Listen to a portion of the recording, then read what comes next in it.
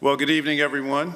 Good evening. Good evening. Great to see you. Thank you for being here. I'm going to go ahead and call the meeting to order, and we'll start with introductions, starting with our clerk. Good evening. I am Christine Smith, Clerk to the Board. Welcome. Good evening. I'm Marlissa Easton, Deputy Clerk to the Board. They can't hear that. Good evening. Welcome, everyone. I'm Yvette Townsend, Ingram Board County Commissioner at Large. Good evening. I am Mecklenburg County Commissioner Elaine Powell, representing North Mecklenburg, District 1. Good evening and welcome to tonight's meeting. I'm George Dunlap, elected by the people of District 3. Good evening. My name is Lee Altman. I serve at large and also have the privilege of serving as Vice Chair. Good evening, everyone. My name is Mark Jarrell. I've been elected by the people of District 4. I also have the pleasure of serving as chair. Good evening and welcome. My name is Arthur Griffin, and I have the pleasure of serving as County Commissioner at Large. Good afternoon. My name is Vilma DeLeek, and I represent the most powerful district in the county. That's District 2. Welcome. We're happy that few people are here. Good evening, I'm Laura Meyer, and I represent District 5. Good evening, I'm Susan Rodriguez McDowell, elected by the people of District 6. Good evening, I'm Dina Diorio, County Manager. Good evening, Tyrone Wade, County Attorney. Tonight, Commissioner Griffin will be doing our invocation and leading us in the Pledge of Allegiance. Commissioner Griffin. Thank you, Mr. Chairman. As you know, invocation is voluntary, so those of you that would like to join me, please join in. Gracious and loving God, we come before you during this sacred time of Black History Month, a time to remember, to reflect, and to renew our commitment to justice and equality. Return to the powerful message of the Good Samaritan in Luke chapter 10, verses 25 and 37, where you, God, call upon us to act in a compassionate and merciful, but not merely with words, but with deeds that restore the broken, lift the wounded, and give hope to those in need. In this parable, the traveler on the road from Jerusalem to Jericho is assaulted and left for dead. So many in our communities, God, especially those in the Crescent and other communities and on our roads, continue to find themselves on the side of the road, harmed by inequities and systemic injustices. Lord, as we reflect on this story, we hear your call to care for those who are hurting, to be like the Good Samaritan, who not only stopped to help, but took action to ensure the wounded man received the care and support he needed. Yet, O Lord, we also recognize that we cannot only focus on treating the wounded, the unprepared job seekers, those falling through our safety net. We must also work to straighten out the crooked road, but go upstream to address systemic issues that lead to harm, the uneducated, the unprepared for work. Jesus' message is not just about responding to immediate needs like the Good Samaritan did. Too many of our roads in our society are filled with obstacles, social programs that lead to nowhere, low academic expectations, lack of hope, traps of injustice, and barriers that prevent safe passage for so many, especially our Black brothers and sisters and others in our community. As servant leaders in Mecklenburg County, we are called to do more than simply react. We are called to take proactive steps to make the roads safer for all. Father, we lift up our responsibility as county commissioners. We know that part of our calling is to build a fairer, more just community where all travelers can walk without fear, where opportunities are shared equitably, and where access to real and meaningful social programs and resources are not determined by the color of one's skin or one's socioeconomic status. We ask your guidance as we level up impactful and meaningful social programs and to uphold our equity action plan so that it may be more than just words on a paper, but a living, breathing commitment to change. Help us craft policies and actions that address the root causes of inequity, actions that ensure access to a sound basic education, the ability to afford safe and decent housing, upward mobility, and workforce training activities that lead to livable wages and path into the middle class. May our Equity Action Plan be the tool that straightens the road, levels the playing field, and makes our county a place where everyone can travel safely and thrive, not just survive. Lord, give us the courage to confront the insidious systems that continue to harm and marginalize. Help us as commissioners to be the hands and feet of justice in our community, working to dismantle barriers and remove obstacles for those who have been left behind. Grant us the wisdom to create meaningful, lasting change so that fewer travelers on the road of life will be injured or left behind. During this Black History Month, we honor the legacy of those who fought for justice and freedom. Let their courage and determination inspire us to continue the work of racial equity and social justice. May we commit ourselves anew to the work of transformation, knowing that the road to true justice is long, but our steps are needed now. Lord, help us to be not just compassionate neighbors, but also bold leaders, working to create a world where equity is not a dream, but a reality for all people. May our work honor you, and may our efforts reflect your kingdom values of love, justice, and peace. In your holy name we pray. Amen. Amen. Please join me for the Pledge of Allegiance. I pledge allegiance to the flag of the United States of America and to the republic for which it stands, one nation, under God, indivisible, with liberty and justice for all. Thank you, Mr. Chairman. Thank you, Commissioner. Appreciate that. All right, this part of our agenda is the awards and recognition section. And tonight, we have the honor and privilege of awarding the Order of the Hornet for Catherine Hansen, who is was the Chief Protocol Officer for the North Carolina Consular Corps. And so at this time, what I will do is entertain a motion. I'm going to take a motion first. I'm going to read the proclamation, and then we are going to have some comments. But right now, I'm going to take a motion to induct Catherine Hansen, Chief Protocol Officer for North Carolina Consular Corps, into the Mecklenburg County Order of the Hornet. So moved. Order of the Hornet is the highest honor bestowed by this board. So moved. So moved. It's been moved by Commissioner Leek. It was seconded by Commissioner Meyer. Before I carry this motion, let me read the proclamation.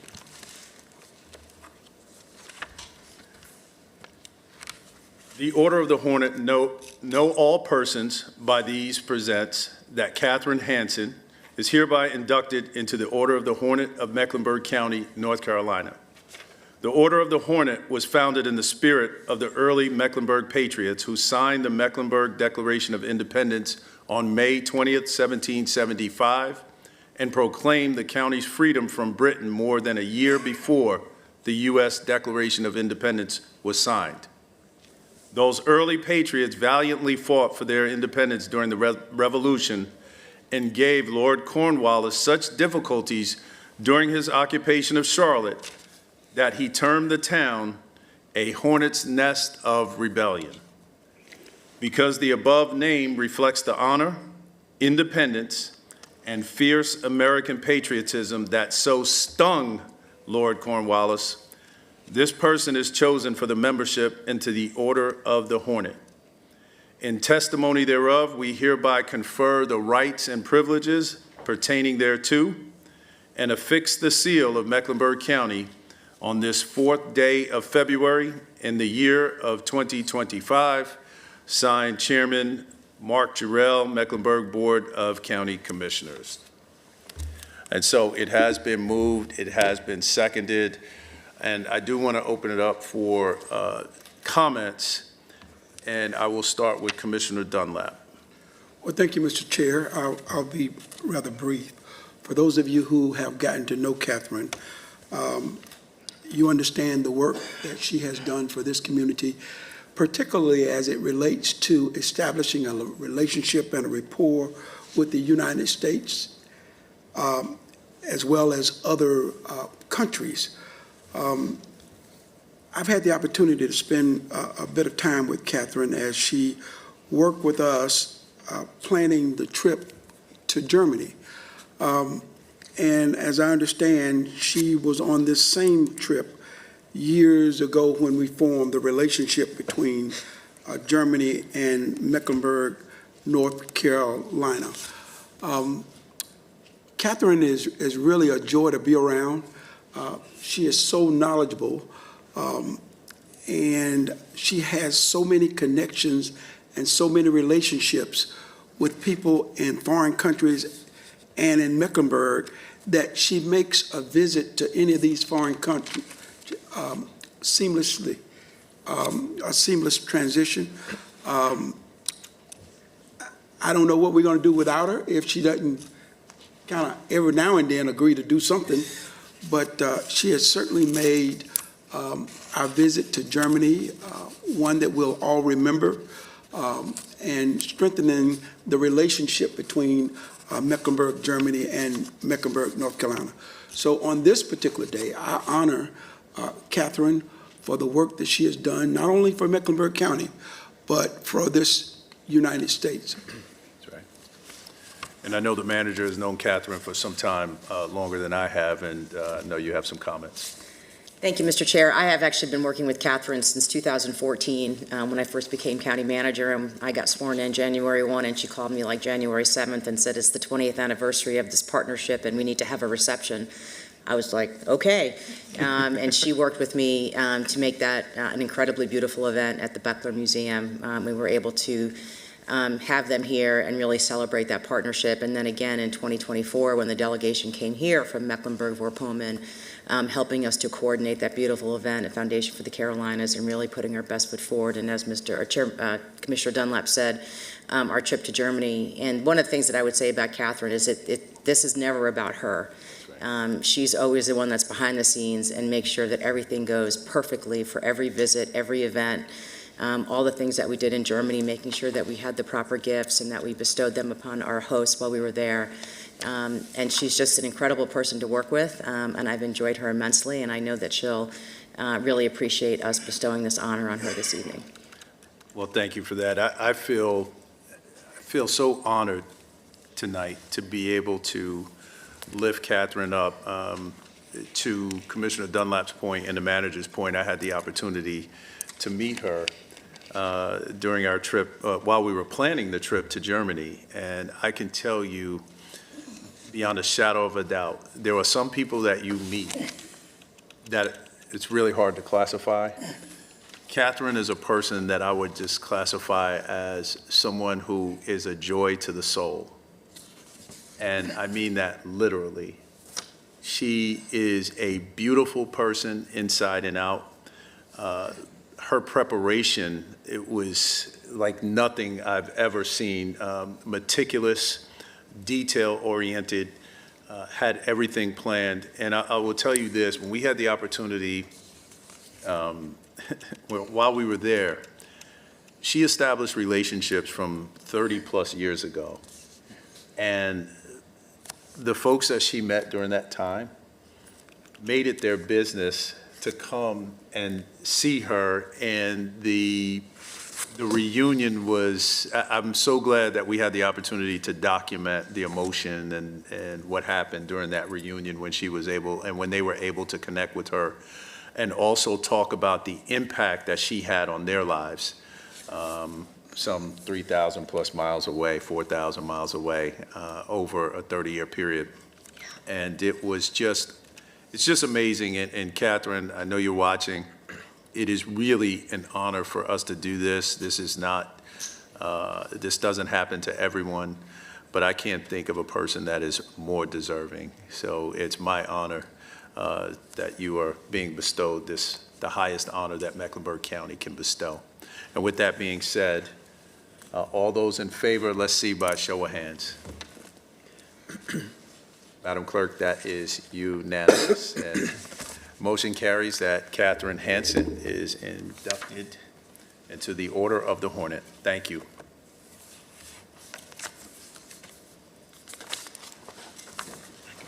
Thank you. All right, next up on the agenda is the public appearance portion of our meeting, and I am going to turn the gavel over to our Vice Chair, Commissioner Vice Chair Altman. Thank you, Mr. Chairman. I'll begin by reading the guidelines, and then we'll call up our two speakers. You can go ahead and start making your way down, Dr. Kimberly Hardin and Dr. Devonia Govan Hunt. Public appearance is the period during the board's regular meeting that members of the public are provided the opportunity to speak on matters not appearing on the agenda. Members of the public who appear during the public appearance portion of a regular meeting may discuss any matter within the jurisdiction of the Board of County Commissioners except for the following types of matters: a matter which appears on the agenda of the meeting of the board, a matter which concerns the candidacy of any person seeking public office, including the candidacy of the person appearing before the board, and a request that the board considers funding a certain program or activity, either from the current budget or by inclusion in a future budget, such as funding requests made at the board's annual budget public hearing. The time limit for speaking is 3 minutes unless there are 4 or more speakers who wish to speak concerning the same matter, in which case all persons wishing to speak on the same matter will be considered a group and given a total of 10 minutes in which to speak. The group, 4 or more speakers, would divide the 10 minutes amongst themselves. The board reserves the right to alter these rules on a case-by-case basis as necessary for the efficient and effective conduct of business. Members of the board will not engage in dialogue with the public appearance speakers. Comments will be received and followed up on as applicable by county staff and/or members of the board. Handouts and/or tokens shall be given to the clerk for distribution to board members at the conclusion of the meeting. And members of the public can also access and view the meeting on the government channel or online at watch.mckinsey.gov. So I will call again for our two speakers. I hope one of them is here since we just read the rules. Oh, good, good, good. So first, Dr. Kimberly Hardin. And again, if Dr. Govan Hunt is, thank you. Dr. Right here. Go up You top. can go the one Yeah, behind you. up top.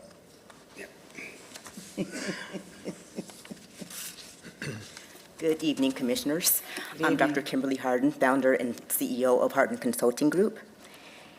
And tonight I would like to just talk to you about workforce challenges. As you know, they're growing, and organizations, public and private, must adapt to remain competitive and effective. Building strong, cohesive workplaces isn't about checking a box. It's about ensuring long-term success. That's why efforts to dismantle DEI programs are not only short-sighted, but also harmful. The reality is that white women have benefited from affirmative action and DEI programs more than any other group. Take North Carolina's HUB program, for example. It separates women-owned businesses from minority-owned businesses, with the former receiving more contracting opportunities. But beyond fairness, eliminating DEI is a workforce risk. Organizations, including county and state agencies, must develop we-centric workplaces to reduce workforce participation gaps and build an environment where people want to work. A we-centric workplace fosters cultural intelligence, staff retention, team cohesion, and leadership development. A Pew Research study found that over half of employees surveyed value DEI initiatives. Leaders need to take heed because, one, younger employees are refusing to work and even boycotting anti-DEI organizations. Instead, they're becoming influencers, calling out these workplaces, and launching their own businesses, which is competing directly with their former employers. Two, an aging workforce is creating labor shortages. Gen X is planning their exit strategies and will retire in about 7 to 10 years. Companies need solutions to expand opportunities, address underrepresentation, and fill talent gaps, not dismantle the very policies that help them do so. The path forward isn't co-opting or eliminating DEI. It's strengthening workplaces by fostering cultural intelligence and workforce cohesion. That's what a we-centric workplace does. I welcome the opportunity to speak to a representative of the county about this. Thank you. Thank you.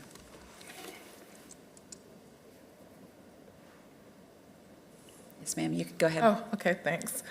Good evening, Commissioners. I am Devanya Govan Hunt, and I am honored to stand before you today on behalf of the Black Child Development Institute, Carolinas, and the children and families that we serve.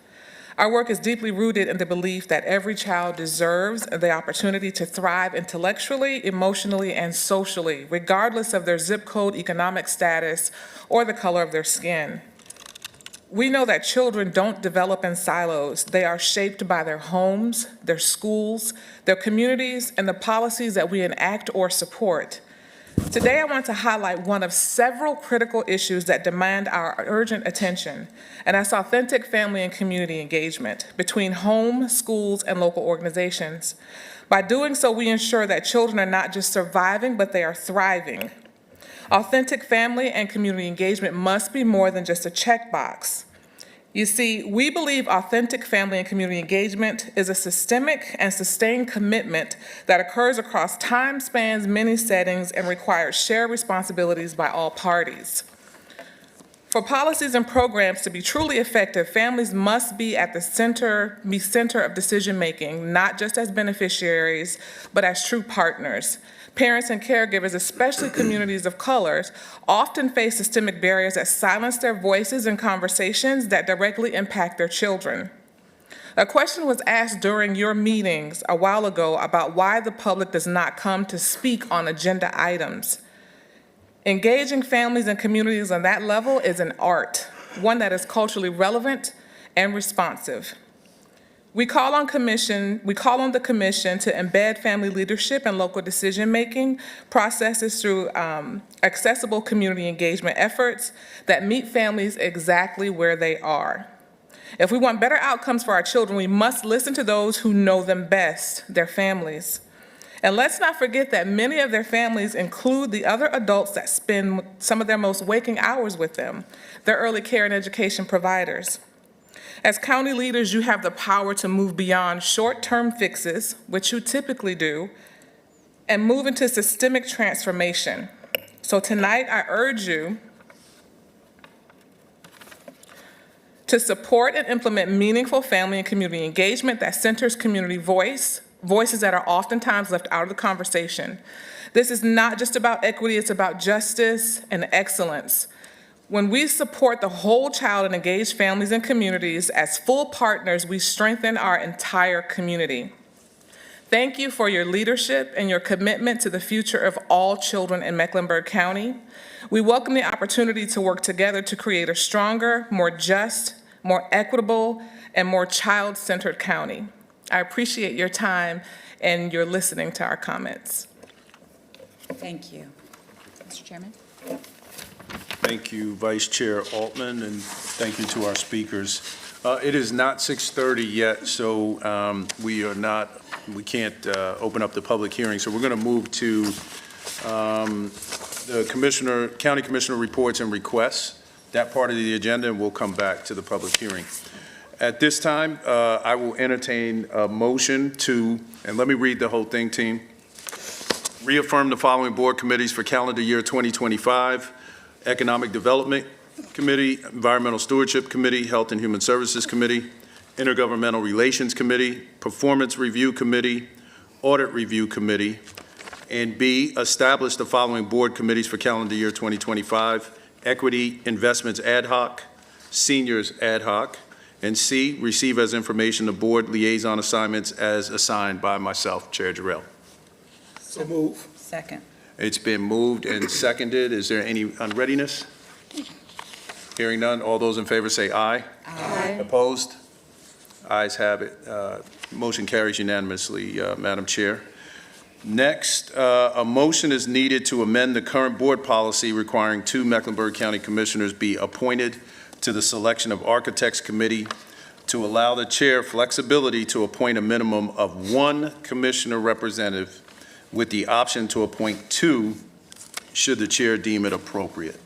So moved, Mr. Chair. Second. All right, it's been moved and seconded. I know there's an unreadiness. Commissioner Rodriguez McDowell. Yeah, I just wanted to know, are you saying that you would like it to just be one? Or are you saying just in some cases when you can't find two, you want to have one? Like, what's the thinking behind it? Yeah, my understanding was that having the requirement for 2 commissioners was burdensome for some, and we needed to be able to have the flexibility to have 1 if we needed to, as opposed to 2. The feedback from board members, it seemed to be 2 was somewhat burdensome. So, so it's to your point, I'm going to go with Commissioner Dunlap and then Commissioner Lee, but to your point, it's either or, it doesn't have to be 1. But I guess I'm trying to understand if it's going to be normal practice to have 2, and then just occasionally, if you can't get 2, then it'll be 1.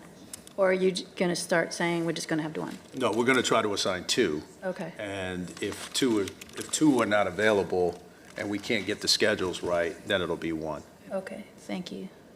Hold on one second, Commissioner Dunlap, I'm sorry. Mr. Attorney, did you want to comment on that? That's right, you're right. Okay, I'm sorry. Commissioner Dunlap, then Commissioner Leek. All right, just to further explain what the issue was, when the committee was ready to have the commissioners participate, oftentimes there was difficulty getting 2 commissioners with the same schedule. And that would oftentimes push out the length of time that it took to have an interview. So it's easier to get 1 than it is to get 2, but I think the goal is still to get 2. Right.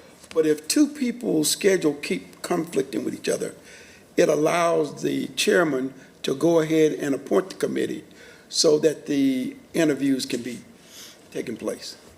Thank you. Commissioner Leek. I want to say to the public, we need as much representation as we possibly can have. I complained, so did our former county commissioner, that we were never asked this past year to serve. And if we're not asked to serve, we can't serve. So I never understood why I was not asked, nor was Pat Cotham asked. So if you don't ask us, we can't serve. And that's not a part of the process. 9 of us have been elected by this community, and for a chairperson to exclude us from the process is unacceptable. That's the problem. Commissioner Griffin. Yeah, I just want to speak in favor of it. There was an occasion where I think we had to push stuff over at least a month or more just to get schedules lined up. Either my schedule was off or the other person's schedule was not able to do it. So, Mr. Chairman, I support the motion that's on the table. Give me 1 second, Commissioner Leek. I'll come back to you. Was that helpful, Commissioner Rodriguez McDowell? Oh, yes, it was helpful. Wait. I'm not in favor of the motion, Okay. but it was helpful to hear the explanation. Gotcha. Commissioner Leek. I just wanted the general public to know why 2 people weren't asked. 2 people be elected by the community to serve on this board. I have no problems with serving as 1 person, but to say that you can't find 2 when you didn't ask to, So, Commissioner Leek, not you. what we're going to do, Commissioner Leek, the goal will be to have 2 commissioners. For the sake of convenience, if it boils down to 1, I'll have the option to have 1. As the chairperson. As the chairperson, exactly. Thank you. And All don't all those in favor say aye. Aye. Opposed? No. All right, that is 8-1, Madam Clerk. I wanted the general public to know why. Commissioner Leek, we Thank got you. you. We got it. Thank you.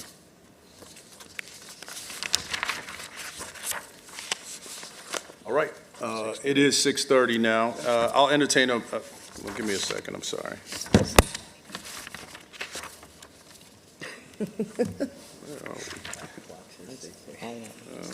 Here we go. All right, right now, a motion is needed to open the public hearing on the Work First Block Grant Standard County Survey 2026 through 2028. Is there such a motion? Second. It's been moved and seconded. All those in favor say aye. Aye. Opposed? Ayes have it. Are there any speakers, Madam Clerk? No, sir. Okay.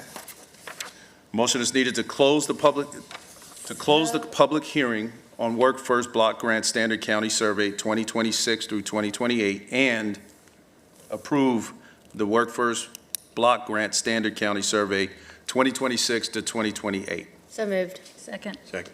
All right, it's been moved and seconded. Any unreadiness? Hearing none. All those in favor say aye. Aye. Opposed?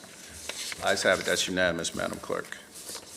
All right, at this point in the agenda, we are at the manager's report. Madam Thank you, Manager. Mr. Chairman. So I have one item under my manager's report tonight, and this is some information on the Brooklyn Village Master Redevelopment Agreement. As you recall, back in August, you heard a presentation from Mr. Peebles about our needing to delay construction for the Brooklyn Village project due to market conditions.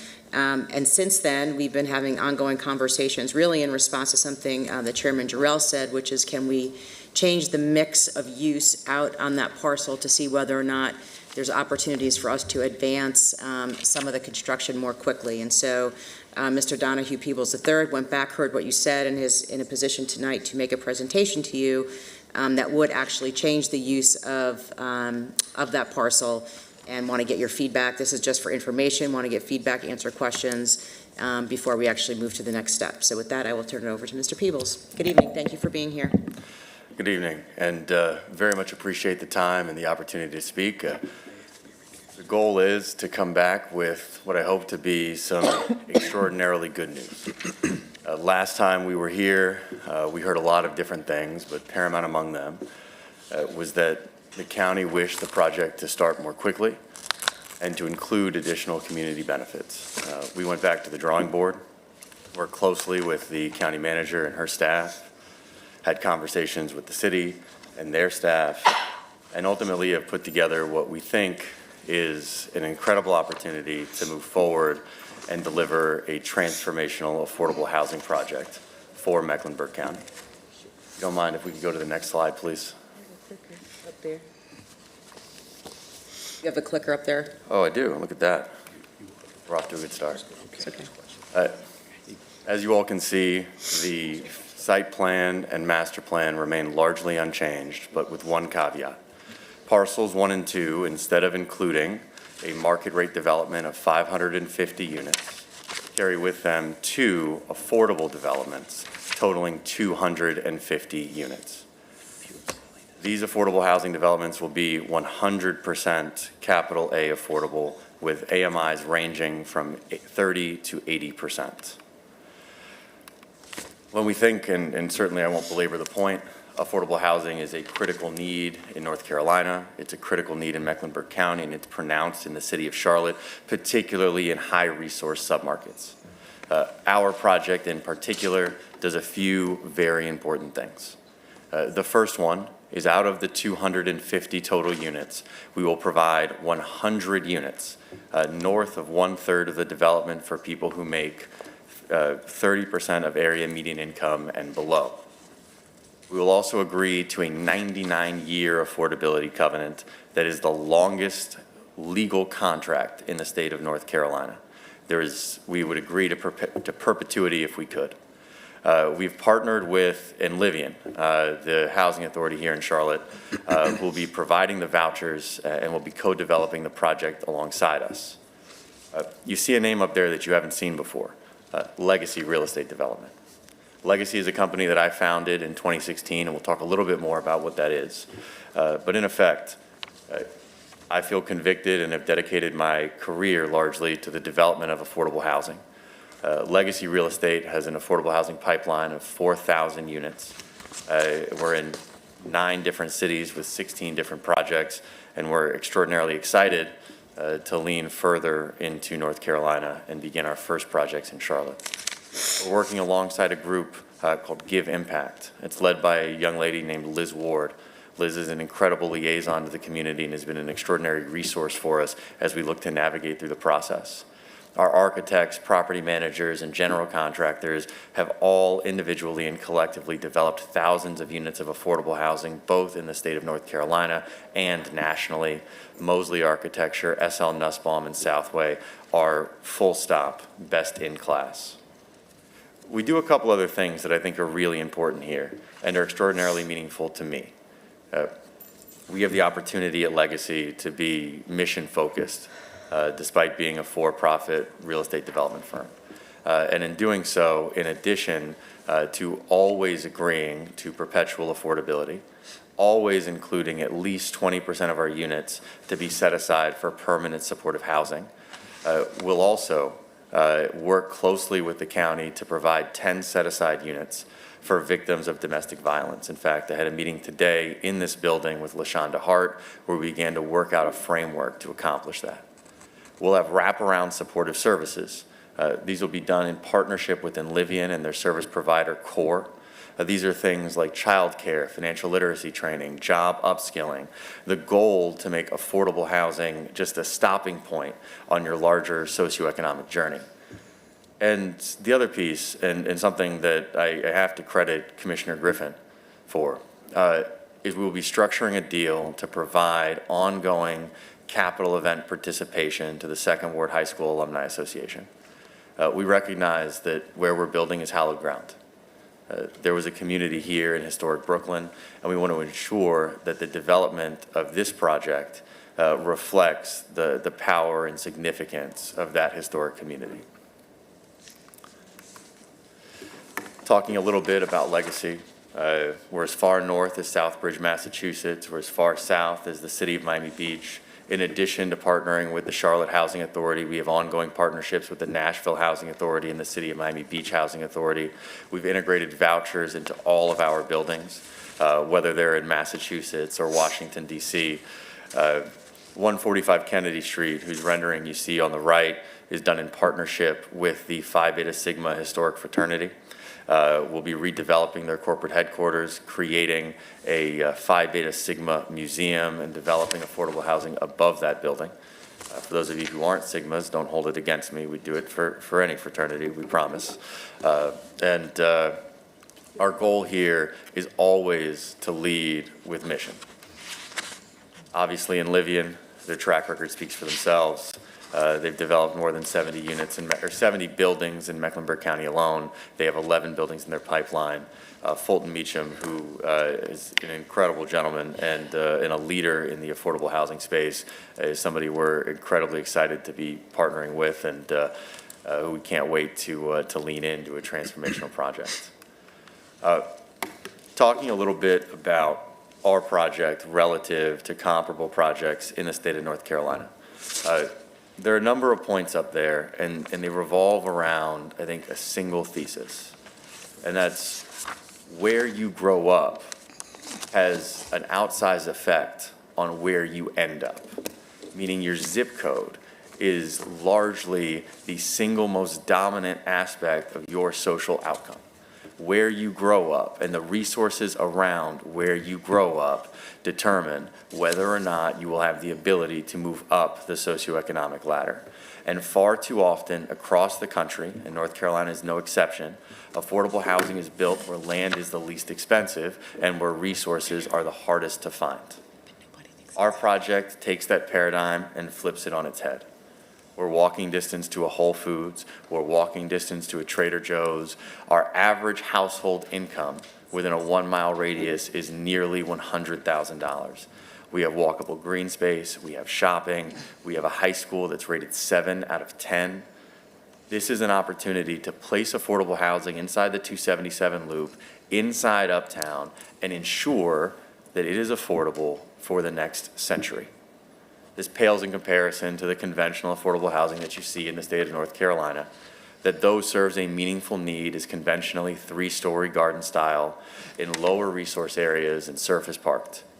We have a chance to do something spectacular, an opportunity to transform a neighborhood, and largely take an opportunity to place this city on a hill and say that the affordable housing that we do is different and more impactful, and that we can provide an opportunity and a blueprint for other cities and other projects and other developers to follow in our footsteps.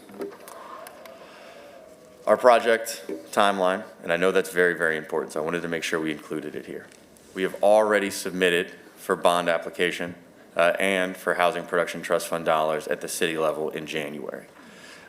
We anticipate receiving our subsidy award in May and our bond receipt in August. We'll close and commence construction in Q4 of this year, Q4 to Q4 25 to Q1 26, ideally Q4 25, though that's largely a consequence of how quickly the city and the state can move. It'll be an 18 to 20-month construction timeline, and we will be providing homes to residents before 2027 is out. We'll be investing over $100 million leveraging low-income housing tax credits. In this case, 4% low-income housing tax credits, which are a by right allocation. We will not compete for a competitive allocation of 9% credits. And federal 45L credits, which are a tax credit issued for projects that hit certain environmental sustainability goals, which we plan to meet and exceed. The next steps here are relatively straightforward.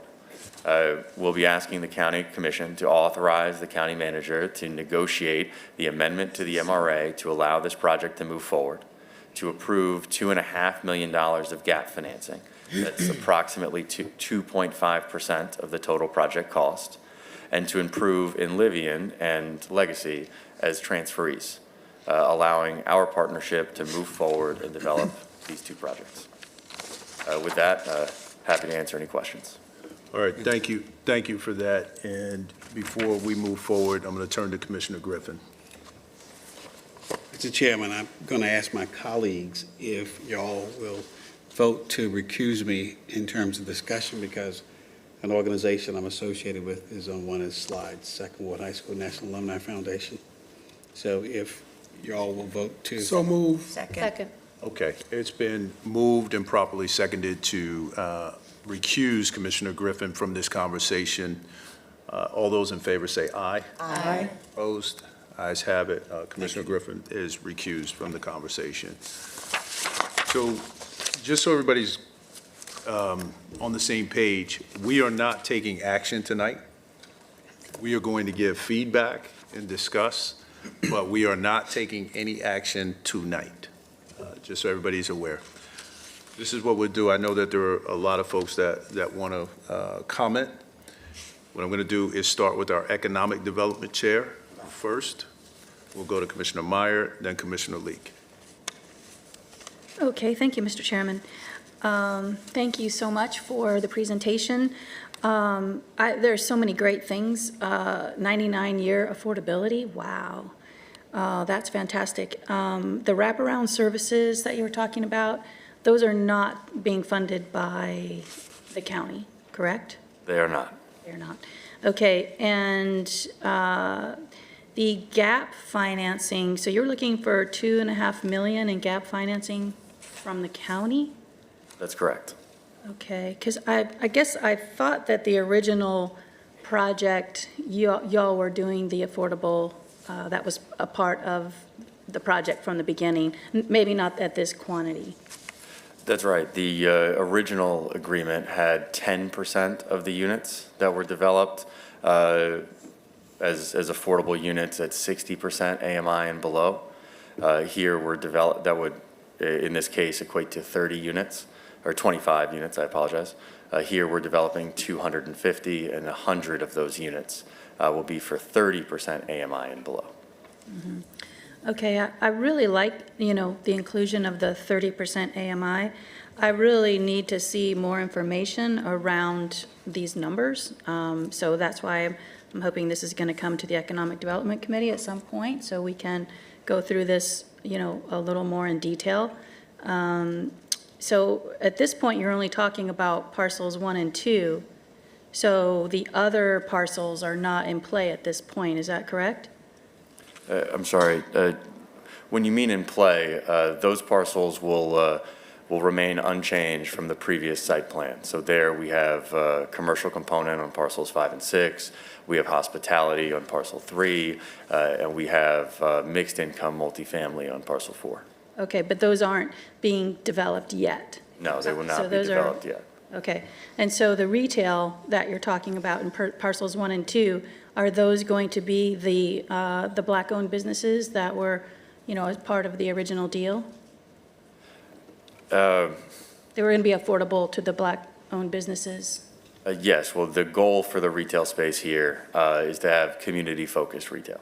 To have retail that's accretive to street-level cultural vibrancy, that's local, and ultimately that satisfies the needs of the community. Okay. All right, well, I'm really looking forward to digging into the details on this at a future date. Appreciate it. Thank you, Mr. Chairman. Commissioner Meyer. Thank you, Mr. Chair. Thank you for the presentation. I agree. I think the 250 units that's a big plus, and so I appreciate that. Also, the 99-year, that's amazing.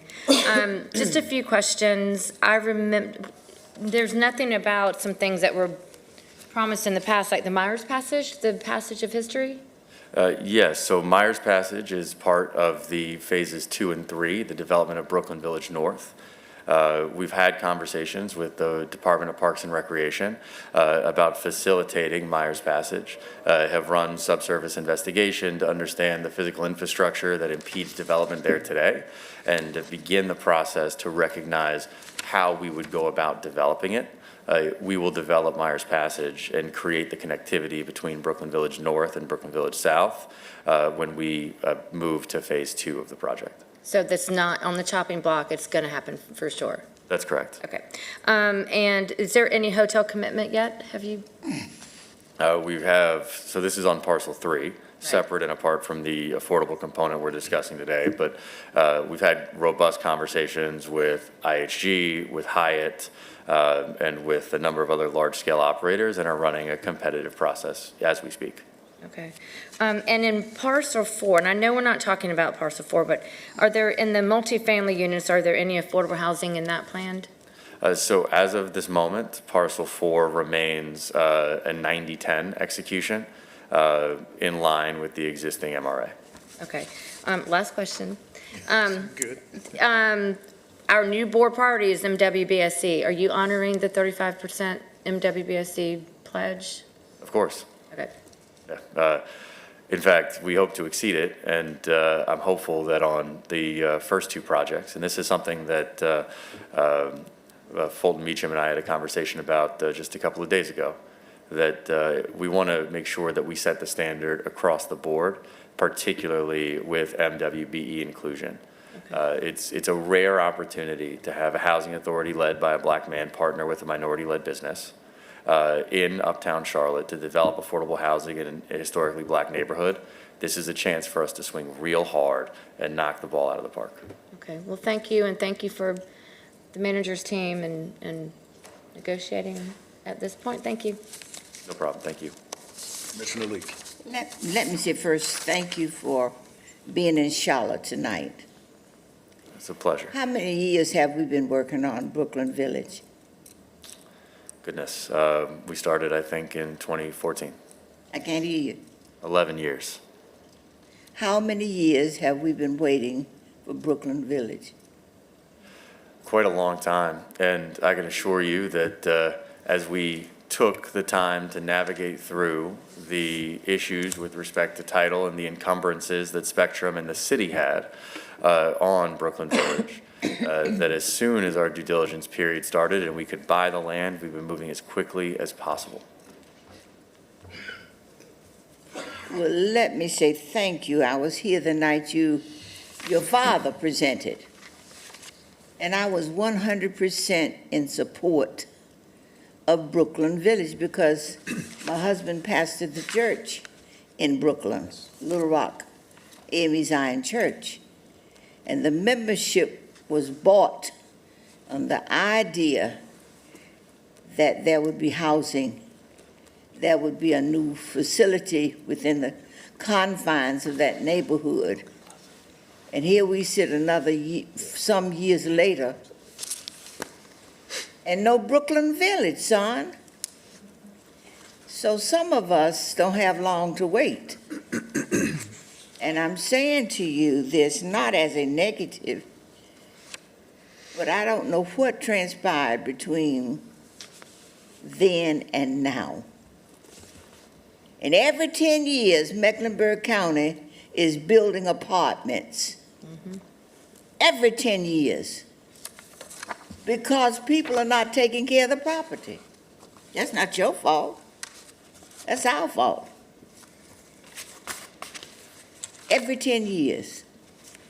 And we cannot build ourselves out of this housing problem we have in Mecklenburg County today.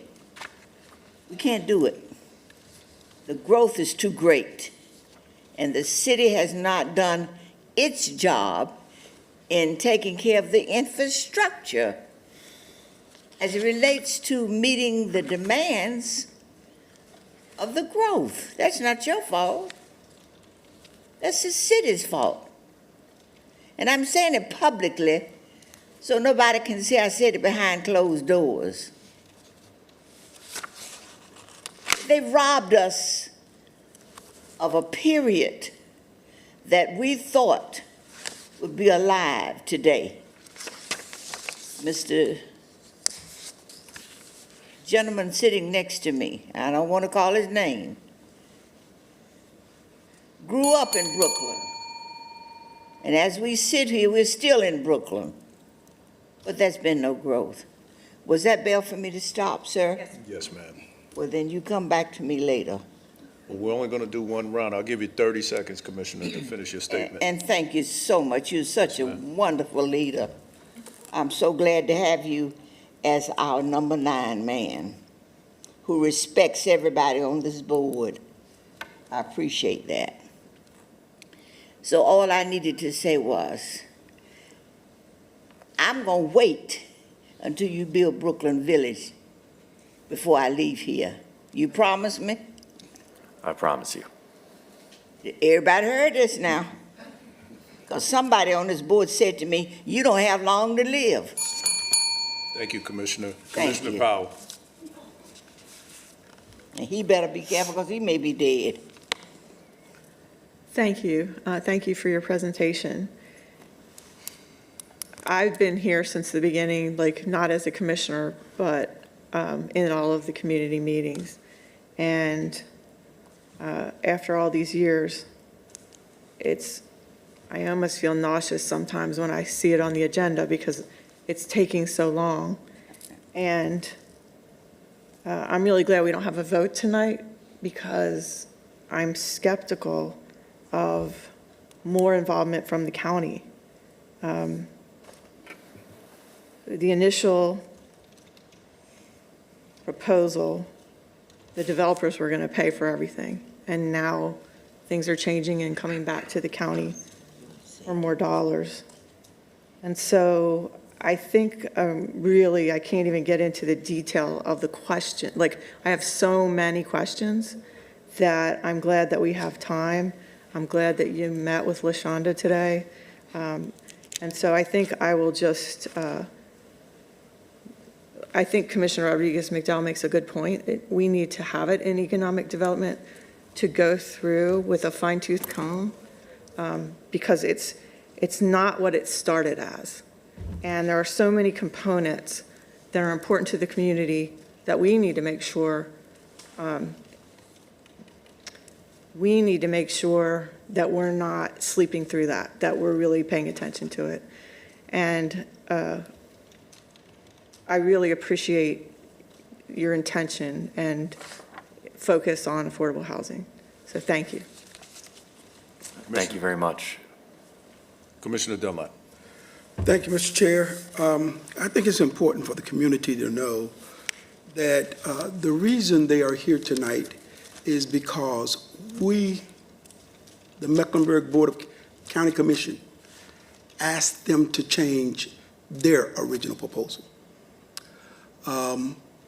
In terms of the timeline, there were some things that happened as it relates to land transfers and things of that nature, and a delay when new commissioners came in and wanted to change the project. So there are a number of things that we can say contributed to the delay. But the reason they're here tonight is because some were so concerned about the delay, they wanted to see something go up and ask for a change. So thank you for honoring that request. Thank you for not only honoring that request, but moving up in the project the number of affordable units that will be made available to this community, which is something that other people don't really understand. And so while people talk about how long it's taken, I want to remind this community that we've been building a bridge across 245 Old Carson Boulevard for about 7 years that hadn't started yet. It's been about 7 years. And for those people who are in the community, we've been dealing with Eastland Village, Eastland Mall project for about the same period of time. So it's not unusual for people to run into problems, especially dealing with the government and signing papers and giving zoning approvals and things of that nature. So I want to commend you for being bold enough to come back and say what it is that you're doing and let the community know that it is because you're making these changes that we can move forward with this proposal. Thank you so much. Thank you. Thank you, Commissioner. Commissioner Altman. Thank you, Mr. Chairman, and I think that Commissioner Dunlap summed it up well. I would like to turn to the county manager to see if you have any other reflections or evaluations of your staff of the pros and cons of this, and hear your thoughts, because obviously you're deeply involved in Right. and evaluating the opportunities out there. Well, I think what I would say is it's an exciting opportunity for us to be able to move forward with Brooklyn Village with far more affordable housing units than were ever contemplated on those parcels. So I think it's something that is definitely worth exploring. I think there's still a lot of moving parts. I think the gap financing between the city and the county, those are things that still have to be explored. But I would also say that this is not an economic development deal. This is an affordable housing deal. And so I think we need to be clear about trying to extract community benefits from an affordable housing project, because that's not what we do, and it's not what we've done with any other affordable housing project that we've ever done. And so a $2.5 million contribution from the county is not dissimilar from every other affordable housing project that we've ever worked on. And so I don't want this one to be viewed differently because it's the Brooklyn Village affordable housing project as opposed to any other affordable housing project that we've worked on, and we should treat it the same way. So we will go back, we will work with Donahue. Jacqueline is here, Roberta's here, Mark Hahn is here. They've been working very closely with Donahue for several weeks, as has LaShonda Hart, on some of the affordable housing subsidy pieces for the domestic violence component. So there is a lot of discussion that we still need to do, but I think this project is certainly on the right track. And again, it provides a lot more benefits from an affordable housing perspective than probably any other affordable housing project that we've worked on. So I want to say that up front. Thank you. Thank you for that analysis. It's very helpful to me, and I'm sure to the community. And as everybody is aware, affordable housing has been a board priority, and I know it's a priority for the community. I believe in all surveys, it's the number 2 issue, with education. So I'm really excited, and I do thank you for your creativity, and, going back to the drawing board to try to get us more more benefit to the community in the form of housing on a shorter timeline. Thank you, Mr. Chairman. Thank you, Commissioner Townsend Ingram. You're good to go? I'm going to defer, yeah. Okay. I need some more information. Understood. So I want to thank my colleagues for their comments. Donna Yevon, thank you for being here. When I first got on the board in 2019, some of us were actually pushing for more affordable housing units. I mean, literally, I met with your dad at that time. I was in a meeting with your dad, the county manager, and former Commissioner Susan Hardin, and we were pushing for affordable housing units. The last time you were here, we were on a delay until 2027. And I am guilty as charged by requesting in that meeting or saying that a delay, in my opinion, was not appropriate, right? Doing nothing was not appropriate from my perspective. And my ask was to tell us what we can do. That was my ask. And today you presented something to us, taking into consideration not just my ask. We had a commissioner who is attached to Second Ward, and you see that tribute in the presentation. This is a project where we have 100% affordable housing units to the tune of 250 units in and around uptown Charlotte.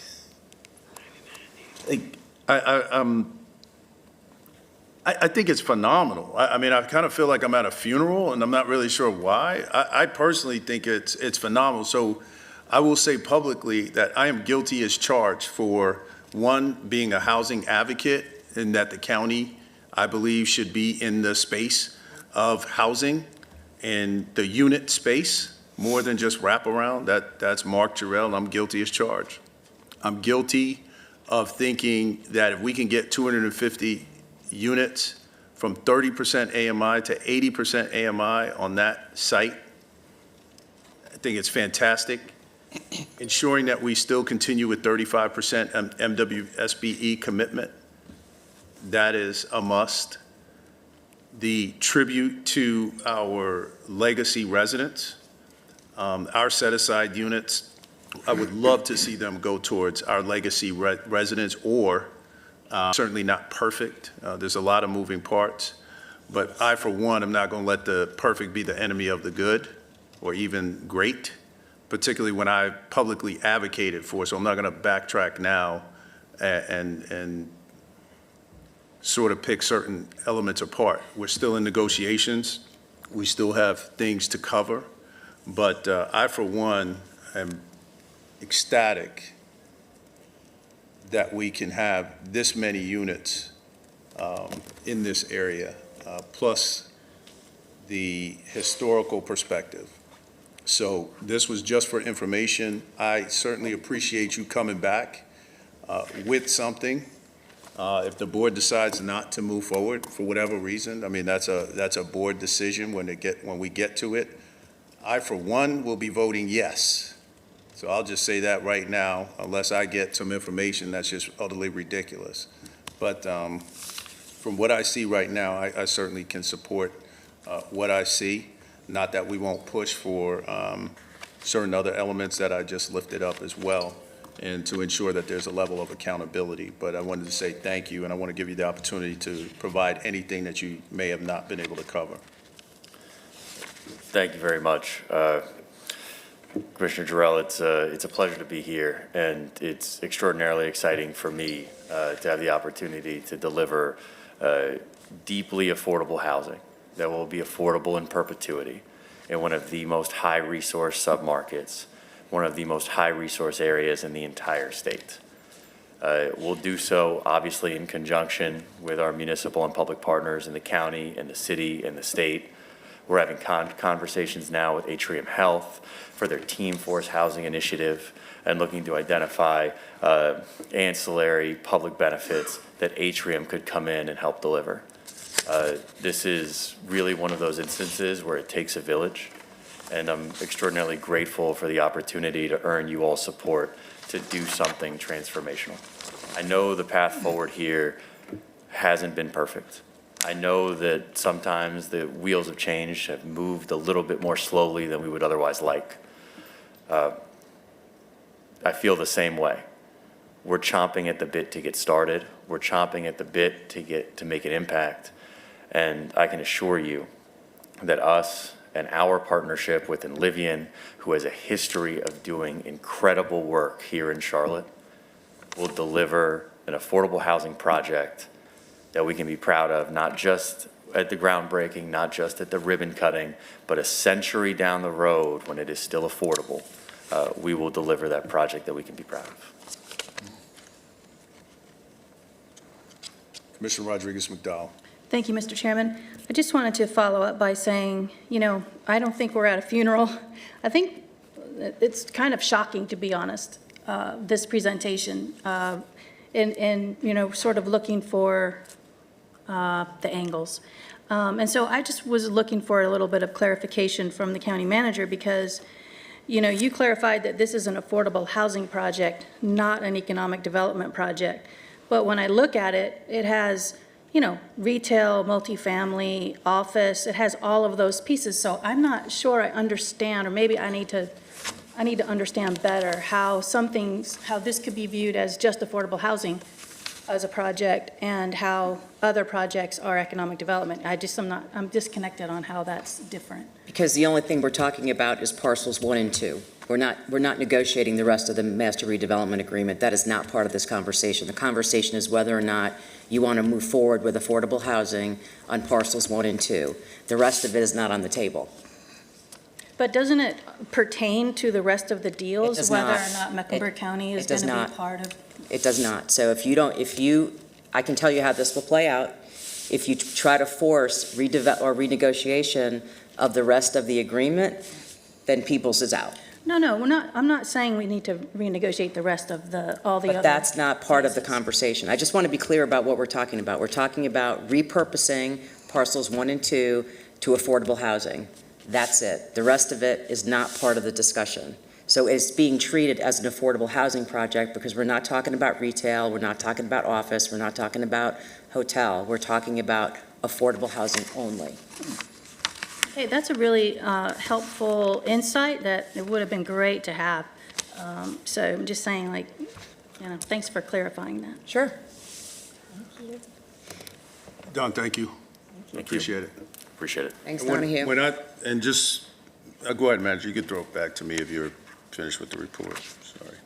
I'm sorry? You're good? I'm good. All Thank you. right, thank you, I appreciate it. And just to add something, so we're all clear, when I was talking about, I felt like this was a funeral, I was talking for myself, that I felt that way. No, you're So- talking to me. Yeah. All right, is there a motion to approve, we're going to move to consent items. Is there a motion to approve those items not pulled from consent? So moved. All right, it's been moved and seconded. All those in favor say aye. Aye. Opposed, ayes have it. All right, first consent item is 24-0673, Development Agreement and Lease Agreement, the Umbrella Center, Commissioner Leek. Thank you.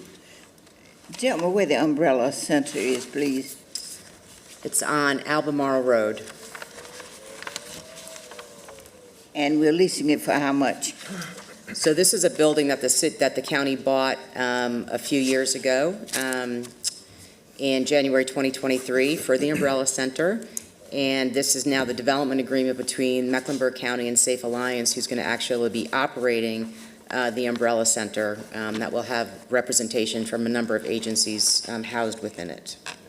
We'll have what now? It'll have a number of agencies that will be domiciled within the Umbrella Center that are all focused on working with victims of domestic violence. So the amount of money that we will receive is $10 million? So that's how much we put in. That's what we We put put in in. $10 million. And others as a part of this process to make it amenable to others? Well, the city put in $5 million, and the rest of the money was raised privately. $31 million was raised privately. For clarity for the public? Yeah. Thank you. So move, Mr. Chairman. Second. It's been moved and seconded. Is there any unreadiness? Commissioner Meyer? Thank you. I just want to say how much I support the Umbrella Center. This is going to be an incredible thing for our community and those who are seeking help under domestic violence. And it's just I'm so impressed. I came on board when this was being discussed. And so I love that I'm here to see it through. It's very exciting. So thank you to the county for supporting this. Yes. Mr. Chair, since questions are being raised, I just thought this would just sail on through. It might be a good time, Madam Manager, to share with the community again what will take place at this facility.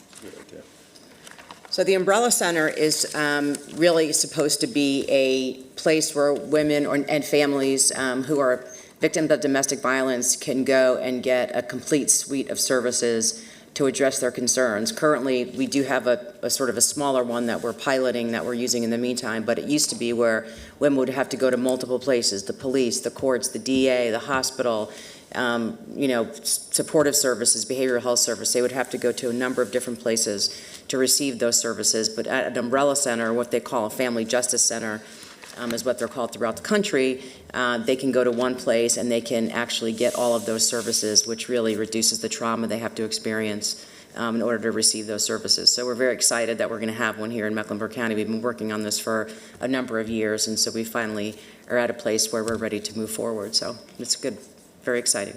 Thank you. It's fantastic. All those in favor say aye. Aye. Opposed? Ayes have it. Next item, 25-0065, subcontractor pre-qualifications, construction manager at risk for Mecklenburg County Courthouse security improvements and HVAC controls upgrades project. Commissioner Leek. So respond, Madam Manager.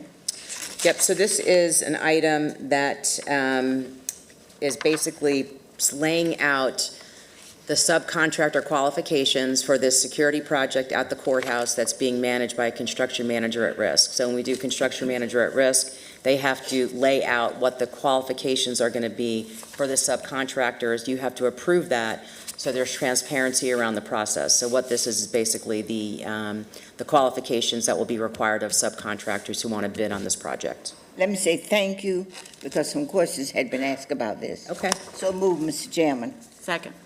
It's been moved and seconded. Is there any unreadiness? All those in favor say aye. Aye. Opposed? Ayes have it. Madam Clerk.